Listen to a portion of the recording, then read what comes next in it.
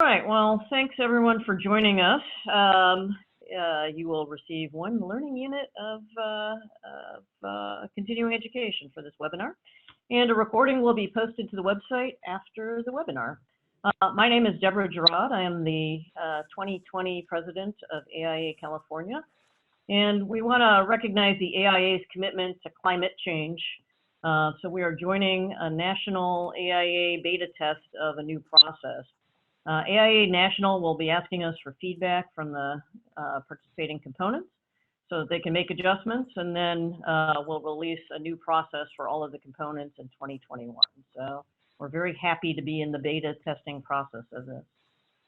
So I'm going to turn this over to Henry Siegel, FAIA, who is a member of our Committee on the Environment and the liaison to the awards program. Henry, the webinar is yours.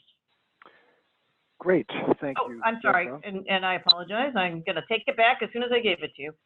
If anyone has questions, there's a way that you can raise your hand in the little participant bar if you have a question, or you can type the question into the chat box, and then we'll go ahead and answer them at the appropriate time in the presentation. All right, now, Henry, it is yours. Great. Thank you, Deborah, and I really appreciate the backing of the President and the board for all this effort. So thank you for that. So as Deborah said, I'm a member of the steering committee for the Committee on the Environment, and I'm COAT's representative to the Design Award programs. I've been working on Design Award programs and metrics for many years as a member of the National Code Advisory Group many years ago, and was in charge of the COAT Top 10 Awards program for those years. And I've also been on many Design Awards juries, so I've seen this process from all sides and hopefully can answer any questions or anxieties you might have about this process. As most of you know, at the 2019 AIA convention, AIA members voted overwhelmingly to pass a resolution that declared a climate emergency.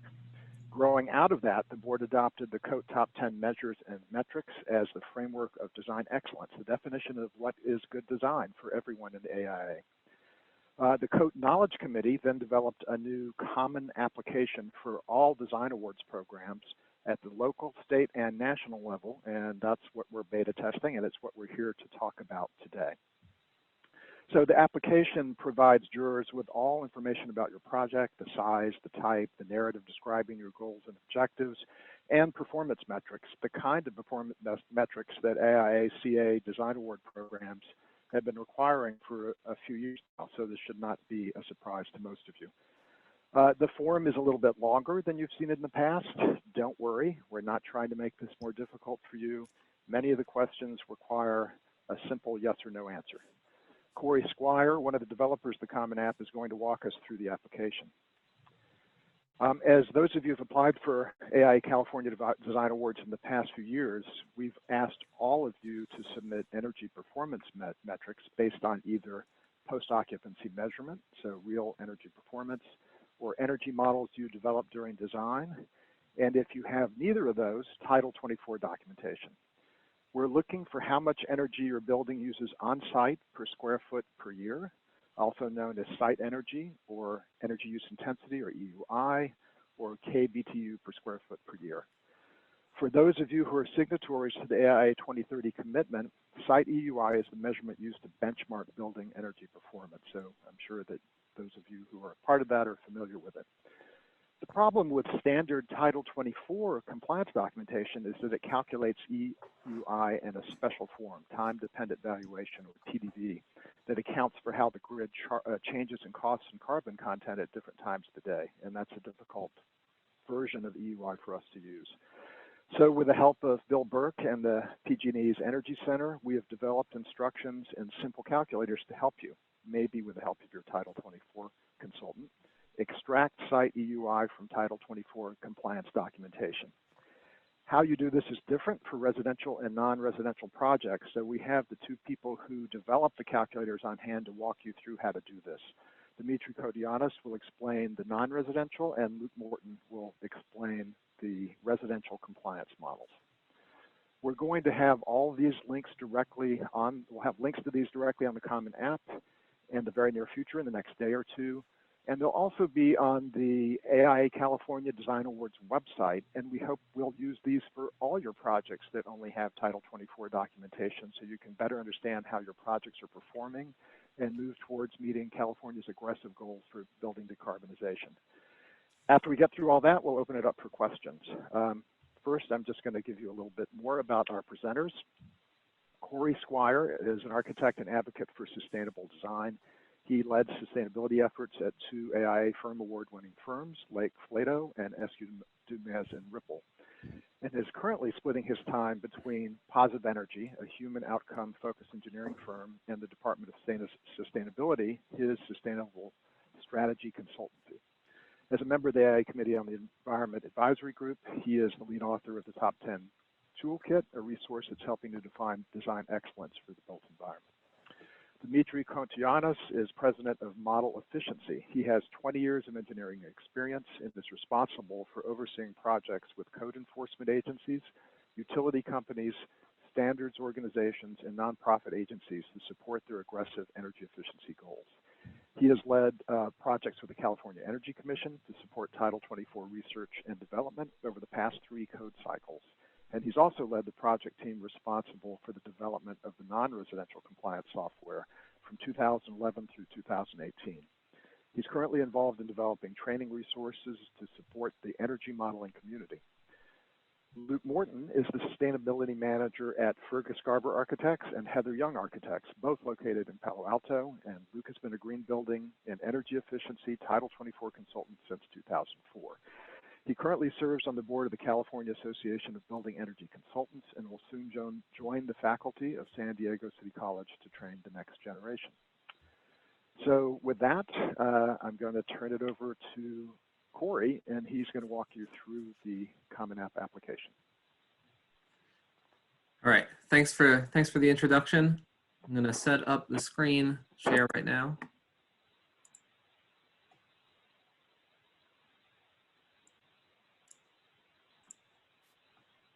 All right.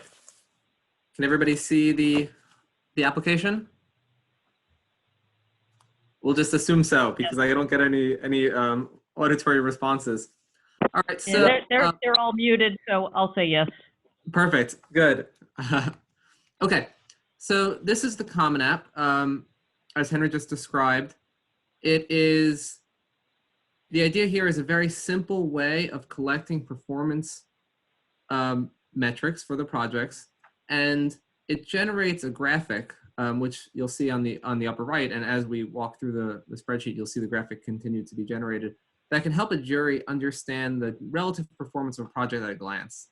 The idea behind the questions are, what is the simplest way of getting some impactful performance information without being onerous to whoever's trying to fill it out and without taking a long time to submit or to understand the data for whoever is judging the project. The Common App is split into 2 categories. The first, which you can see over here, is really basic information. You have your project name, your client, your address, and then as you scroll down, it gets into the performance-specific data. The performance-specific data categories basically follow the framework for design excellence. Not every measure is touched upon, and not every measure is touched upon with the same degree of detail. But overall, it gets to the point where there are multiple dimensions for reviewing projects and understanding project performance. So what I'm going to do is start to fill out the spreadsheet. I'll walk through quickly, and then we're going to see how this graphic, which we're calling the spider graphic, generates to get an idea of the performance of the project. Starting at the beginning, project name. I'm going to just put in my house, Pinewood. Client is going to be me. And then there's a little checkbox that if the client or the cost is to remain confidential, you can click that. That way the jury understands why it's not filled in. As you scroll down further, very typical address and location information. When you get the climate zone, there's 2 different pull downs. Over here, we have climate zones in California, 1 through 15, if the project is located in California. If the project is located outside of California in the United States, you would choose oops, you'll choose your asteroid climate zones over here. If you're not sure where your project is located, you can click on one of these two links and it'll show you a map of either the United States or California to help you identify. Moving on, this is important for benchmarking. You have to select your project type. If your project is, let's say, a courthouse, oops, and the entire thing is a courthouse, you would hit 100% courthouse. Let's say that you have a mixed-use building. I don't know why that keeps popping up. Let's say you have a mixed-use building and you have a school, kind of a funny mixed-use building, 80% school,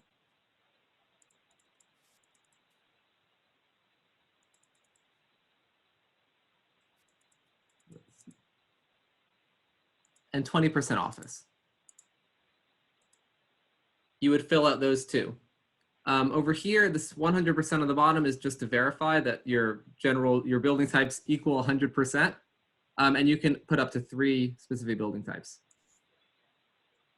This will auto-generate your benchmarks, which appear further down. So this EUI benchmark, 78, is directly from your building type. It's 80% education, 20% school.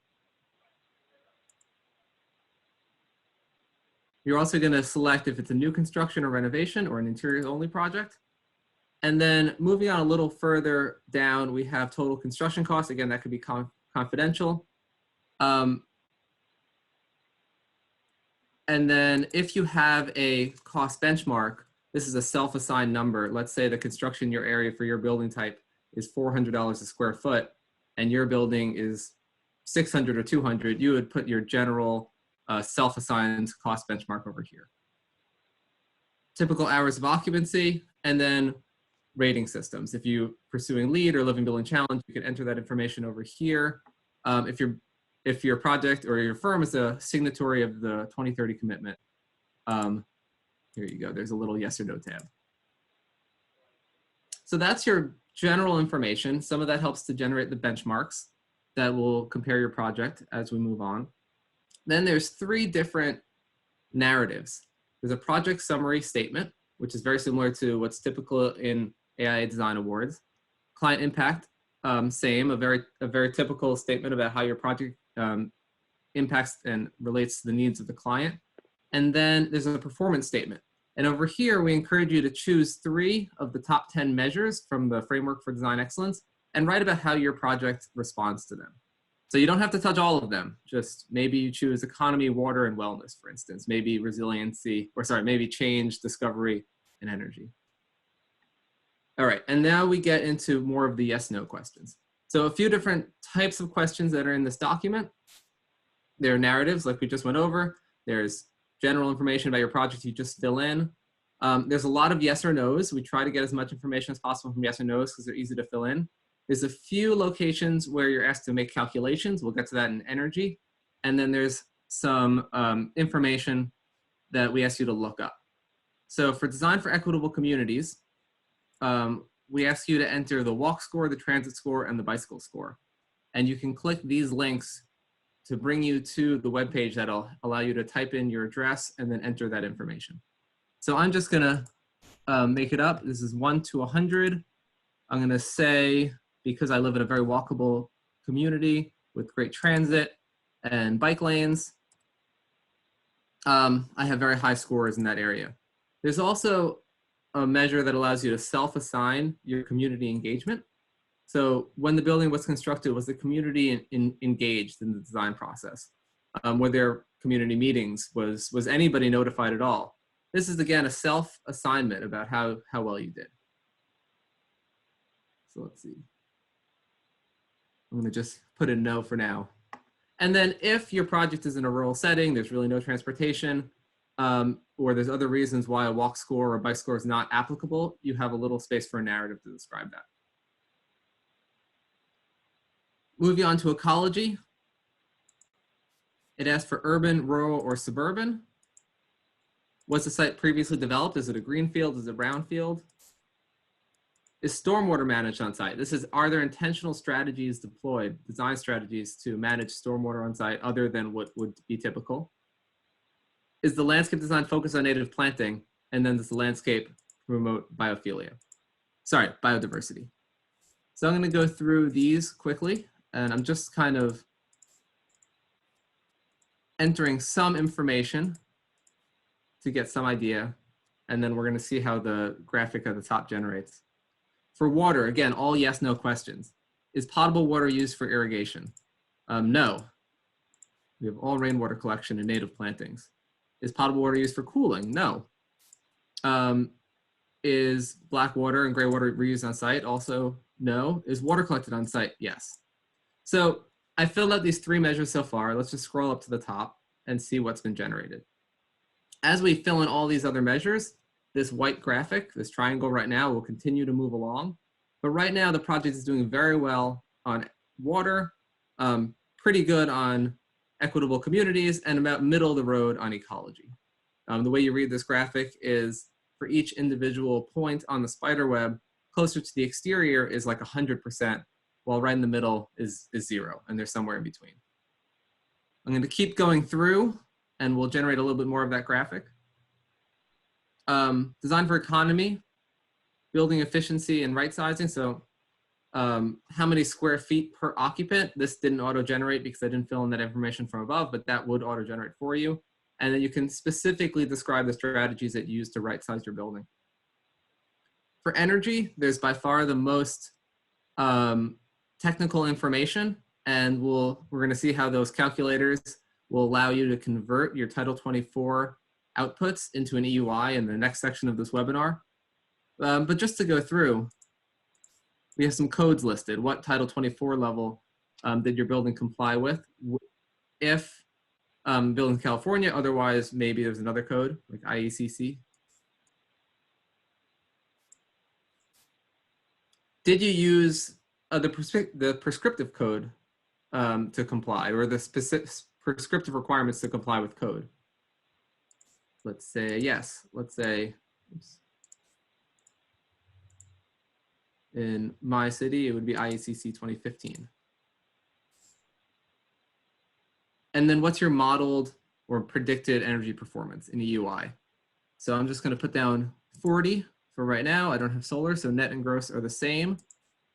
I did not meet the 2030 challenge because I only had a 49% reduction. Type of energy model, a code compliance model or an energy performance model. The idea here is, did your energy model your project for the purpose of complying with code, or did you use it as a design tool to try to fine tune your energy reduction strategies? And then did you use it specifically to inform your design decisions during the process? If you have actual energy use, which is based on a post-occupancy or just collecting bills, we really encourage this type of information. You would put this information here. So let's say that the benchmark is 78. The model said in UI 40, but we're actually performing at 35. We have a 55% reduction rather than a 49%, still not meeting 2030 challenge. There's a few questions over here that specifically get into renewables. So that was the most technical section. That will be revisited. The fewest number, the most calculations and the fewest number of yes, no questions. All right, moving on to design for wellness. Was a post-occupancy evaluation or occupant satisfaction survey conducted? I guess yes, for my house. I just asked myself. Do regular occupied spaces have operable windows? Yes.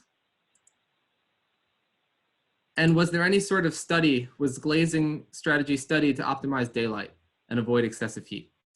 I actually didn't design my house, so I'm going to say no. There's a lot of questions for resources, moving on to measure 8, but most of them still fall in the categories of yes or no questions. For instance, to get an idea of embodied energy, just as a rule of thumb, what is your primary structural system? Wood frame. And then we ask you to do a very, very rough calculation of embodied energy by going to this website, buildcarbonneutral.org.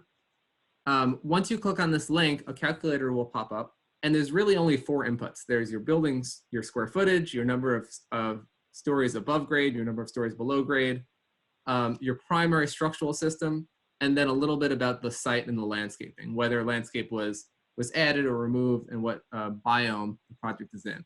And you're going to get a very rough, but actually fairly accurate calculation of the embodied energy of your building. And you're going to enter that information over here in terms of metrics.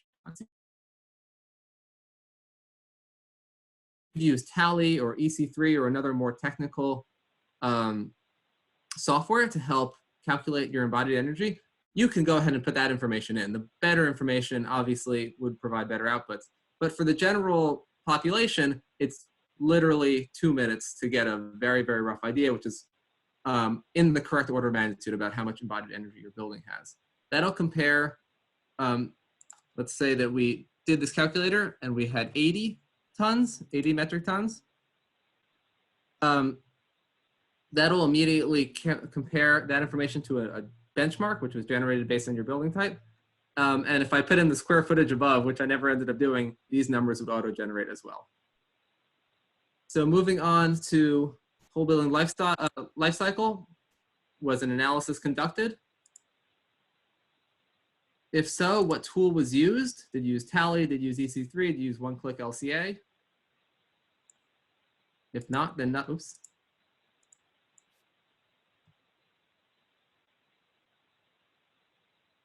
Was local and or recycled material used? Was a chemical of concern list used to help identify materials that could be hazardous?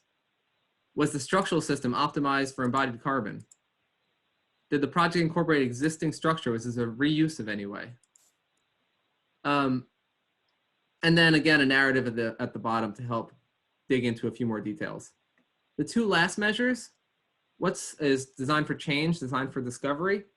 For change, what's the design lifespan of your building? Was your building designed for 30 years? Was your building designed for 100 years? Was your building designed for 200 years?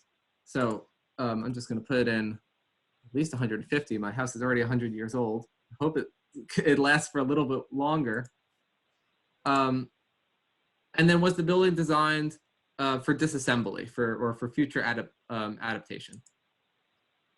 And then if you have resiliency strategies for either earthquakes or floods or hurricanes, you can list them right over here.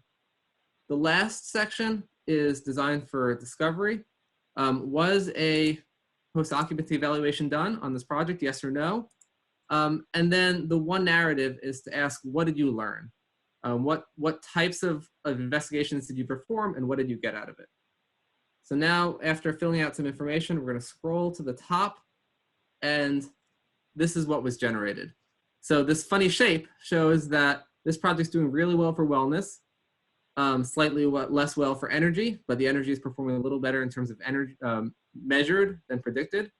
Doing well for water, kind of middle of the road on ecology, middle of the road on equitable communities, and then resources. That was a calculation issue because I didn't put in the square footage. It's recording 0 right there. So in theory, the jury can then look at the spider graphic and at a glance get an idea of how the project is performing. And then if they want to dig in, they can look at any of the specific information within the Common App. But it's a much easier way of analyzing it quickly and deciding which projects are worth further investigation than giving a whole bunch of information to a jury and not having them know how to interpret it or use it intelligently. So that's my section. It's a quick walkthrough. You can see that it's fairly simple. Some of these items you'll have to look up, but for the majority of them, you either very, very quickly know or very quickly can find out. And it should take no more than 20 minutes or so to fill out the spider graph, to fill out the Common App and generate the spider graph. Great, thanks, Corey. It seems like we've gotten a whole lot of questions already, so I think we're going to take a few minutes now before we go to Dimitri to answer a few questions, and then we'll go on to Dimitri to talk about Title 24. Sure. Okay, So the first one is in regards to filling out the Common App, and the question was, what if there's more than 3 building types? What if there's more than 3 building types? So right now the Common App only accepts 3 building types. I would say this is a rough tool. The idea here is not to get everything perfectly right, but but it's all about getting a broad idea of how the building's performing. So I would say just take those 3 most significant building types and then fudge the numbers a little bit to make it equal 100%. And that's kind of how it's gonna work. A lot of these questions, though accuracy is important, streamlining the process, getting a general idea, and allowing the jury to basically understand what's going on is the kind of #1 goal of this project. So not to kill things in the details, but to keep this a little bit more high level. Perfect. The next question is also in regards to the Common App, and what do you mean by right size? So there was some language in there about right size. Yes, so right sizing is the idea that the building square footage is fine-tuned based on its needs or anticipated future needs. So one of the largest energy users of a building, or largest indications of a building's energy use, is its size, which makes perfect sense. Now, when you have a single family residence and the family size is generally the same, then a building that's twice the size is going to use twice the energy. And the most effective way of decreasing energy use would be to make the building a little bit smaller. For commercial buildings, it's a little bit more difficult to understand because 2 commercial buildings of different square footages can both be divided by their energy use to get an EUI that can be comparable. But you do want to make sure that you're not designing a building that uses more resources and uses more energy than necessary. So examples of right-sizing strategies could be combining programs into multi-purpose rooms rather than having additional square footage for every additional use, depending on the flexibility in the program.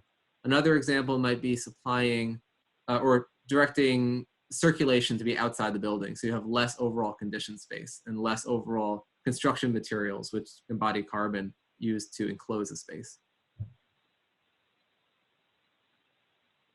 Okay, great. The next one is, how do we use this for larger scale urban design projects? So yeah, that's a big challenge. This is not a tool that's designed for a master plan per se. It really is based on the building. What I would say is there's some questions that are definitely relevant to urban design projects, specifically ecology and water, and then a little bit on resiliency and change. If there's a section that's not relevant to your project, that doesn't count against you in terms of adjudication. It's just not taken into account. So the spider graph might look a little bit different. Let's say that your building's not a building. Let's just say that it's a landscape or a master plan, and you do have strategies for resiliency, and you do have native plantings, and you do have strategies for engaging the community. It's going to look a little bit different, and that's why we supply some of these narratives at the bottom, so that if you do have anything unique about your project, why it might not be relevant to the questions asked, you can put that information in, and all this information is available to the jury. Great. Next is, how is the carbon footprint benchmark generated, not the project's actual carbon footprint? The benchmark is generated by a study about median embodied carbon of buildings of different types per square foot. And off the top of my head, I can't remember who published the study, but I can have that information available to you. It's taken directly from the COAT super spreadsheet, which is part of the toolkit and is posted on the AIA website, where all the sources are specifically listed, but I can definitely provide that information. It is auto-generated in this tool when you enter your building type.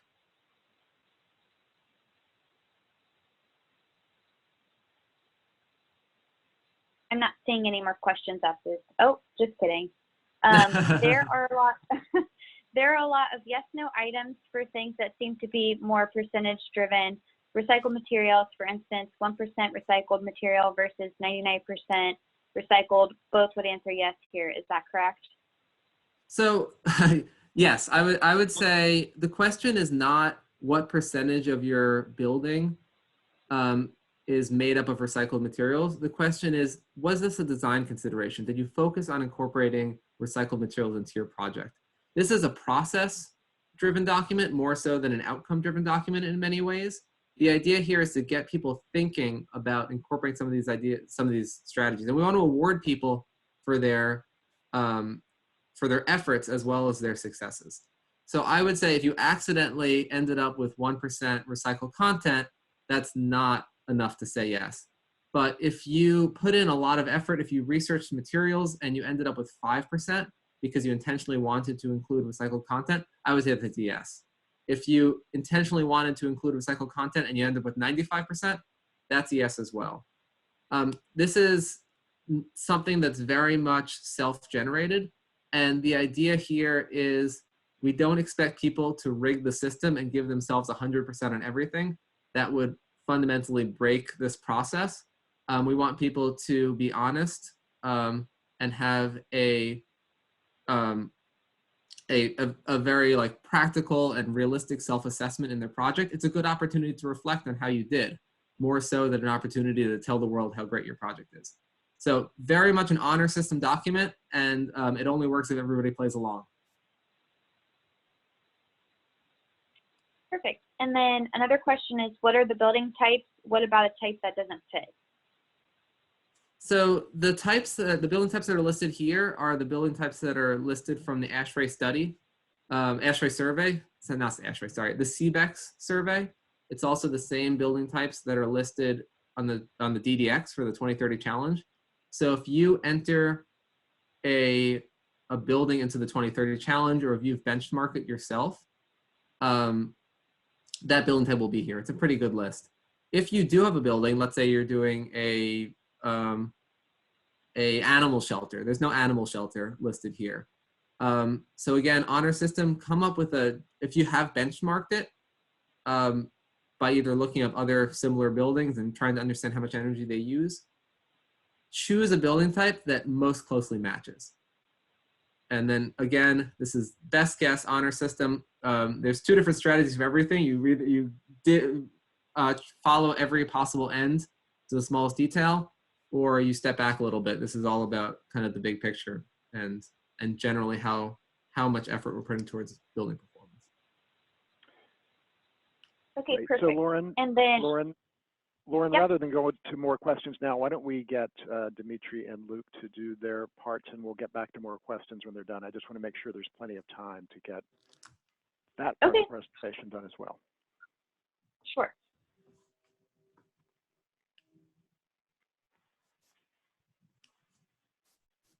Yeah, sounds great. So hopefully there'll be a little more time at the end.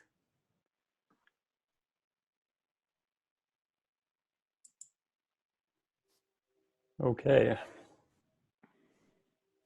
So now I'm going to walk you through how to fill out the energy section of the Common App for non-residential projects. So thank you, Corey, for the rundown. This is going to be pretty focused on just measure 6. So we kind of start by asking the question, can I get in touch with my energy modeler? And if so, then just give them a call and they can really quickly provide you with the right numbers for the energy section. If you've hired an energy modeler to do a lead model or for design assistance, then it's very likely that that model will actually provide you with a better EUI than your Title 24 model. So that would be a good place to start. However, that's not always the case. You don't always have access to your energy modeler once a project is completed. So we're going to focus on this no pathway here. What if you had an energy modeler in a project in California, then you're more likely than not to have a copy of your compliance form. So the process by which we calculate the EUI and gather other information needed to fill out the Common App is, first we start by getting the right data from our compliance forms. We do some number crunching to calculate the EUI, and then we fill out the Common App. So I'm going to show you quickly what the compliance form looks like. This is a form called the NRCC PRF-01E. Sometimes it's referred to as the PERF1 form, but this is a standard compliance form that's generated for all Title 24 compliance projects that follow the performance approach. So whether you're using Energy Pro, CBECCOM, IES, you will get an identical form that looks like this. Now you can see as we scroll through here, this is a fairly lengthy report. There's pages and pages, there's dozens of different tables. Each table is identified by this little letter and then a title. So while this is a really long report, we're only going to concern ourselves with a couple of the tables. It's table A and table U. So table A is just the project general information. And I've got some of this summarized in my slideshow. In table A, we're really interested in only 4 of the report outputs. We want to get the climate zone, the conditioned and unconditioned floor area of the building, and then which version of the Title 24 standards. In this example, it's Title 24 2016. Now the very next table, table B, you would think that this is a lot of useful information because this tells you how your project performs and whether it complies. But as Henry mentioned at the very beginning, this is all reported in a metric called time-dependent valuation, or TDV. So this is very useful for compliance purposes, but it's not the same as site energy, which is what's reported on the Common App. Site energy is really more analogous to what you get on your utility bills, kilowatt hours for electricity. There's some information about gas energy consumption. TDV is very different.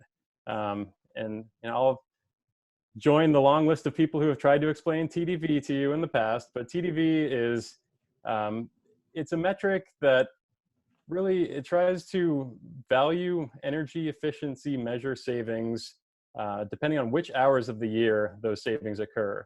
And the idea behind that is that by looking at an hour by hour impact of the energy consumption, it better reflects the actual cost of energy to the consumers, to the utility system, and to society. So there's this hourly multiplier that's multiplied by hour energy consumption, et cetera, et cetera. Long story short, we don't care about this for filling out the Common App. What we do care about, though, is information that's gathered from Table U, which is called the Energy Use Summary table. And you can see we've got a summary of energy consumption by the various end uses in the building. And there's 2 sections. There's electricity energy and natural gas energy. So what we want to do is get the total electricity of the proposed design and the total natural gas energy of the proposed design. So I've highlighted those 2 fields here. And then once we've gathered that information from the 2 tables, we now go to our EUI calculator. So what we've done is created a little spreadsheet tool which allows you to plug in information directly from the Title 24 compliance forms, and it will generate an EUI number for you. So I'm going to toggle over to the spreadsheet so you can see it in action. Essentially, it's broken into 2 sections, gross EUI and net EUI. Gross EUI is basically telling you how much energy does the building use. Net EUI allows you to subtract any energy that's generated by renewable sources, such as solar panels. So the information that's needed to fill out this gross EUI section of the calculator, it's really just these 4 inputs: conditioned and unconditioned building area, and then the electricity and natural gas energy consumption. And these are, again, numbers that we pulled directly off of the Title 24 compliance form. When we enter these 4 numbers, it calculates for us EUI in the appropriate units, which is kBTU per square foot per year. So essentially, this is a metric that tells you how much energy does my building consume per year per square foot. Now, if you have PV or other renewable generation systems on your project, you can enter in an annual production value here. So there's 1 additional input, which is optional for projects that have renewable sources. If you don't have renewable, then you just enter a 0 here, and you can see then that the net and the gross EUI are identical. I will point out that for non-residential projects, Title 24 does not include a calculation of PV energy production. So this would have to come from a separate analysis. Now, if you've designed a PV system on your project, it's likely that you've hired a consultant to help you design and size that system, and they can provide you with this information. Alternatively, there are some quick online tools such as PV Watts, which allow you to do a quick and dirty annual production estimation based on the size of your PV array. So you can see, again, there's just 4 inputs required and optionally a 5th to generate these 2 values for gross EUI and net EUI. Okay, so once we've done that, the next thing to do is to fill out the Common App. So based on the information that we gathered from the Title 24 compliance forms, we can fill out some of the information in the very top section of the Common App, the sort of general project information. So we gathered the climate zone information from the table A of the compliance form, so we fill that out here. Corey already walked you through the process of filling out the building use type, so I'll skip over that. And then the floor area is reported here in the general information section as well. Then we move on to Measure 6, Design for Energy, that section of the Common App. And there's a few more inputs that we need to provide. So which energy code was the project built to? So we enter in the appropriate vintage of Title 24. So in my example, it's Title 24 2016. We did not use a prescriptive approach. If you ran a Title 24 simulation, then that's called the performance approach. So we just answer no here, and we move on to the modeled performance section. Here we enter in the values from the calculator for predicted gross and net EUI, and it will tell us how we are doing compared to the 2030 benchmark. Unfortunately, this example also did not meet the 2030 challenge targets. Now that it's 2020, I believe the target is 80% reduction. So while this is doing really well, it's not quite there. And then finally, the last 2 questions that we need to answer here is what type of energy model was performed? There's 2 options here. You can enter code compliance model, which, if you're getting your information from a Title 24 form, then that is what you should enter here. However, if you do have an energy simulation consultant as part of your project and you've performed some other modeling activities for LEED or for achieving a very low EUI, then you can select the other option, which is energy performance model. And again, did you use the energy model to inform design decisions during design, or did you simply calculate the compliance analysis at the very end? So that's really all there is to it. As you saw, there's only 2 tables on the compliance form that we're concerned about, and with that information, we can fill out all of the necessary inputs for this Measure 6 Design for Energy. Now, I was talking very fast, so I want to point out that we have created this little help document that walks you through exactly what I just shared with you. So it has some additional information and details above and beyond what I just spoke to. But in a nutshell, what you can do is click the appropriate version of the Title 24 standards that you complied with, and it will bring you to the instructions. So it shows you how to gather that data from the compliance form. So all these same highlighted tables are included in the help document. It walks you through the process of using the EUI calculator and then how those values correspond to the inputs in the AIA Common App. And we have some pretty detailed descriptions that describe what each of the inputs in the Measure 6 section of the Common App mean. So that is the non-residential Title 24 compliance and the process for how to take those values and plug them into the Common App. So I'm going to pass it over now to Luke, who will walk you through a similar process for the residential projects that comply with Title 24. Hey guys, now can everyone hear me? Am I coming in? Yes. Yes, Yes. you are. Okay, great. Now I'm going to share my screen. Let's see here, share screen. Okay, and since I'm following on from Dimitri, thank you, Dimitri. I'm mostly going to piggyback on his basic instructions, and talk about low-rise residential EUI calculation. And it's more often the case that either you will have depending on your compliance reports, that you may have the requisite data in your submittals, but for permit, but more often than not, you won't. Because all the site energy data that's required for calculation of the EUI is not in the code compliance documentation, that it's only in additional or separate reports. So it's more often the case that I would expect that you're going to have to go back and talk to the energy consultant that ran the project. And so my instructions are more tailored towards directing them for something that you can give to them, but you can also understand for calculating the site EUI. Of course, the added wrinkle here for low-rise residentials that because the requisite information is not included in the code compliance documentation, that the reports are going to be different depending on the software used. So I'm going to talk briefly, mostly focus on Energy Pro, which is, I believe, the majority of the industry, and then I'll add a little supplement for CBAC Res, which is the free version of software that's provided by the state. So big picture here, let's recall that we are trying to find these inputs here for building area, proposed design, the electricity consumption, and the natural gas or propane consumption in the building. And then I've created this little highlight yellow as the first number for gross EUI, what we're trying to calculate.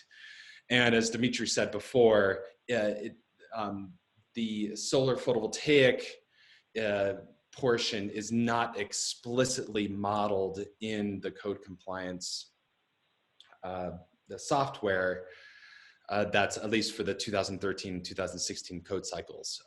And so we do have in the calculator sort of that net EUI calculator. So if you have a separate calculation for the annual production from, say, a solar photovoltaic system, you can add that in. Okay, moving on from just talking the sketch of what this process is going to look like in Energy Pro.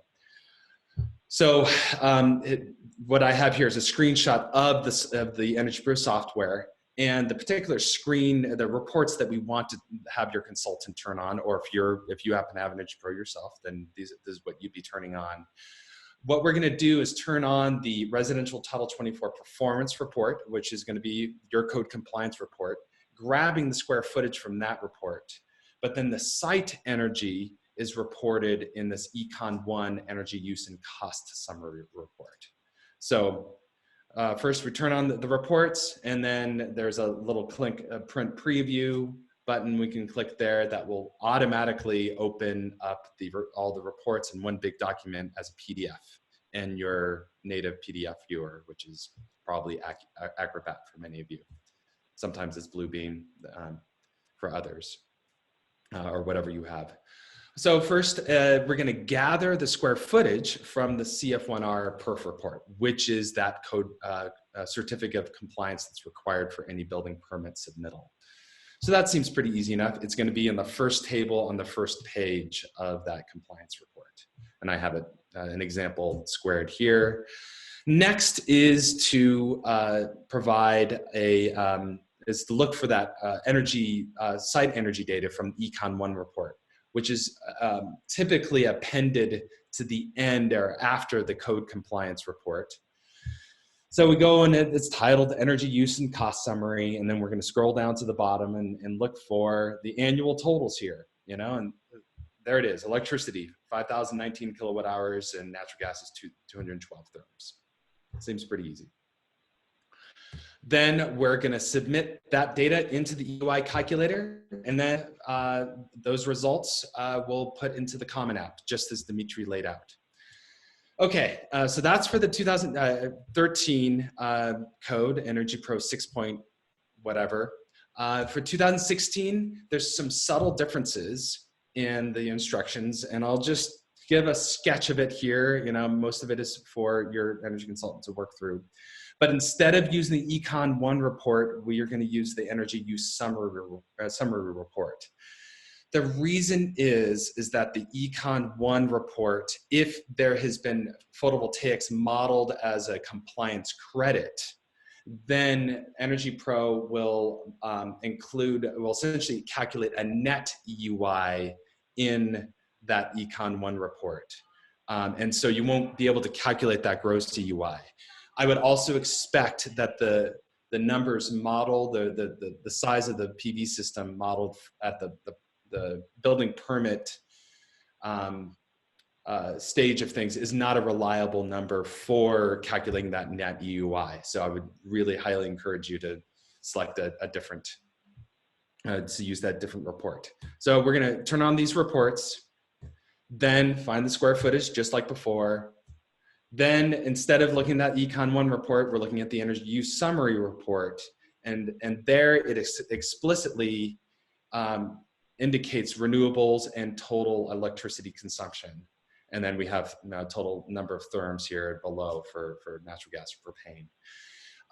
The note I'll have here is that to calculate that gross EUI, we want to subtract out or add back in that renewables portion in order to calculate the correct number. So I have an example here on this report for how to do that. And then we're, with those numbers, we're plugging back into the common app, or sorry, the EUI calculator and back into the common app.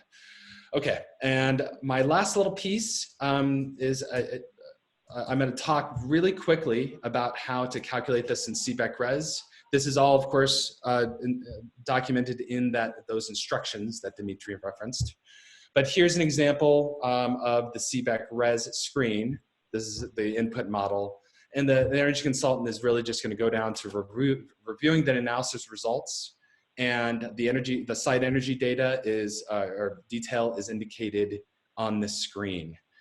The reason there is no report that is generated out of CBEC Res. So this is really the only screen that's kind of a one-stop shop for this. And so that's what my instructions detail.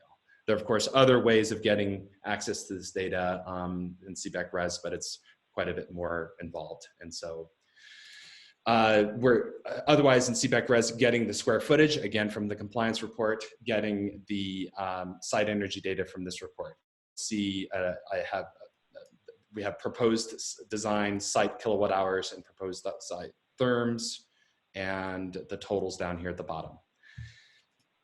I think it's pretty straightforward, and but I'm sure there'll be questions when you guys have them. And anyway, that's it for me, and I'm going to leave hopefully a couple minutes for questions that we can wrap up. Great. So thanks, Dimitri and Luke. And so we're open to questions for the next 5 or 10 minutes. If anybody has those. All this information will be on the website, so you'll be able to review all this. I know it's a little complicated, but you'll be able to find really clear instructions for how to get through all this on the website. Okay, so the first question, and we probably should have prefaced the conversation with this, but maybe Henry could explain the AIA 2030 commitment that is also referenced in the common map. Okay, so the AIA 2030 commitment is really a commitment to reduce the carbon intensity of your buildings over time compared to a common benchmark. The common benchmark comes from something called CBEX, which is the Commercial Building Energy Study, which benchmarked buildings a number of years ago. And the 2030 commitment is asking that if you have an office building, that you have a percentage reduction from that benchmark, and that increases every year. To 2030, we get to 0. So this year it's an 80% reduction over CBEX. So if your building uses 20%, an EUI of 20 and the benchmark is 100, that's an 80% reduction approximately. And the AIA has a system for you to enter all your buildings and track this so that we can see how we are doing as a firm and compare the work of our firm to other firms across the country. And we encourage everybody to sign up for that. It's really interesting to see how your buildings are performing as an office, all your buildings across all the different kinds of work that you do, and then be able to compare it to other people in your area and other people across the country. And typically, for example, in the Bay Area where I am, there are groups that work together to understand how you enter that information and make it more accurate for your office. Perfect, thank you. And we've actually had this come up 3 times. People are asking, with this Common App, can they use it for the different award levels, whether it's their local chapter, state component, or the national level? And to answer that for you all, you can save it and reuse it for the different applications. However, there's not a main storage area where this is kept to be reused. And the idea of us beta testing along with other state components in the country is to get feedback so that way AIA National can roll this out in 2021. And the idea is that each component would have this as a requirement for their design awards program, so that way you could use this to enter into the different levels, but there will not be a main place where this is stored at the national or local or state level.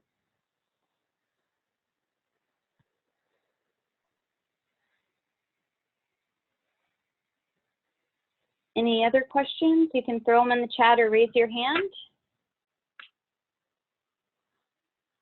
Okay, Paul?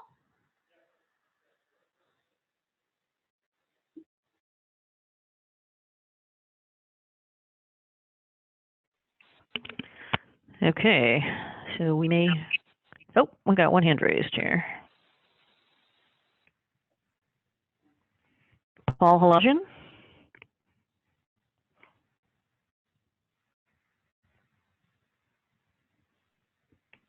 I think he's muted himself, or we've muted him, one or the other. Lauren, are you able to unmute him? Thanks.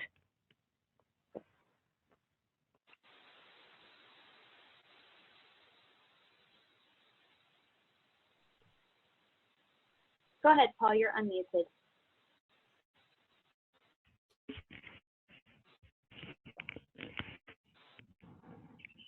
All right, we know Paul wants to say something. We don't know what. Maybe you can type it into the chat, Paul.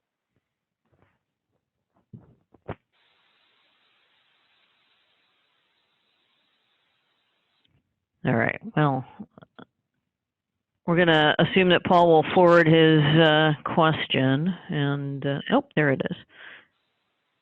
Question is, has this been mandated at this point, or is this elective? Well, this is the only application form for design awards. There's no other forms to fill out. We hope people will fill out this as much as possible. The one other thing that's been happening the last few years with design awards is that we have a technical review group of other architects who are experienced with these metrics and mechanical engineers who are experienced with these metrics to rank projects technically on a 1 to 5 basis, depending on how well they perform. And I would say that projects that don't enter energy metrics at all will tend to get a very low score. So we'll hope you'll enter your whatever metrics that you can, so that that way they can be evaluated and compared against the benchmarks and against other buildings and what the review panel knows to be good performance for that building type and rank it accordingly. And so just to reiterate, for submitting awards for California, this is the form to do it with.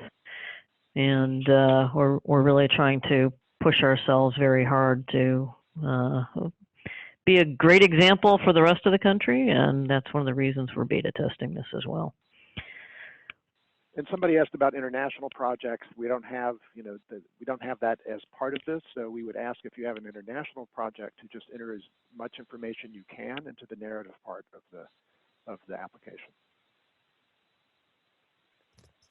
And if I could just add to, this is Dimitri, that for the EUI metrics for projects that didn't do a Title 24 compliance, those can still be gathered, but you would have to talk to your energy modeler in those scenarios. So for an international project, you know, you're not going to have a Title 24 compliance report, but you may have energy metrics from your energy modeling consultant. Correct. And one more, this is Corey, one thing to chime in on that briefly. It's possible to not have a modeled report or modeled EUI, but you can still have a measured EUI. It's very easy to calculate the EUI from utility bills. And that is acceptable to just put a measured and skip the modeled if your building is not energy modeled. All right. It's 1 o'clock, so I think we need to end this at this point. Thank you, everybody, for your participation in this. If you have further questions, please feel free to send them in to us, and we'll get them answered by the appropriate person. And like we said, we'll get all of this posted to the website so that you have use of the materials that were presented today for your further reference. Thank you all. Henry, any last words? No, thanks everybody. And this will be recorded and also be available on the website, so you can scroll back through this too if you want somebody to help walk you through this. And we'll have also a video of Corey filling out the app online as well. Great. Thank you all. Thanks, panelists, for taking the time to do this. We really appreciate it. Thanks, guys. Thank you. Thanks everybody. Thank you. Bye.